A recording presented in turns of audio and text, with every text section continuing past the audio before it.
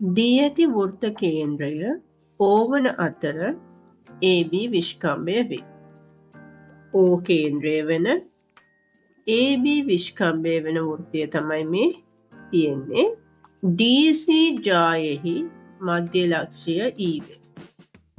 DC මේ තියෙන ජාය ඒකේ මධ්‍ය ලක්ෂය E. එතකොට මේ ජාය සමාන කොටස් දෙකකට බෙදෙනවා E වෙලදී. OFB සමානයි අංශක 70ක් නම් මේ තියෙන්නේ OFB කෝණය අංශක 70ක් කියලා මාක් කරලා තියෙනවා. ADC හි විශාලත්වය හොයන්න. ADC හි විශාලත්වය හොයන්න. මෙන්න මේ කෝණේ විශාලත්වය තමයි අපෙන් අහන්නේ.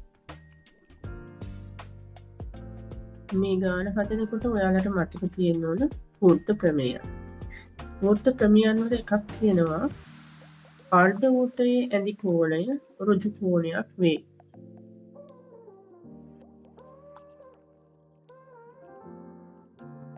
එතකොට ඔයාලට පේනවා AB විෂ්කම්භයේ ඇති කෝණය D අංශක 90යි. හේතුව අර්ධ වෘත්තයේ කෝණය.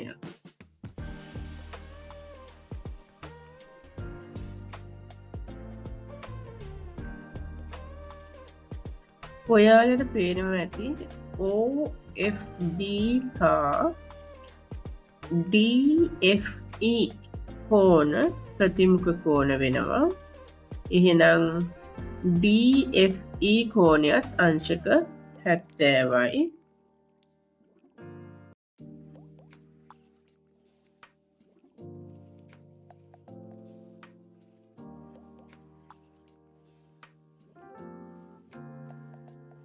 ඒකම O කේන්ද්‍රයේ සිට DC ජායට ඇති ලම්බකය මගින් හැදෙන කෝණය අංශක 90යි.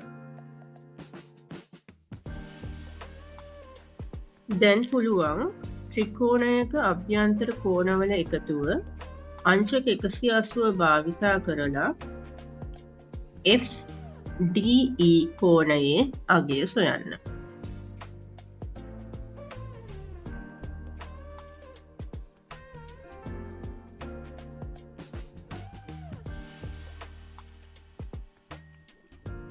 අංශක 180න් අංශක 90යි අංශක 70යි අඩු කළාම උත්තරේ හම්බෙනවා අංශක 20යි.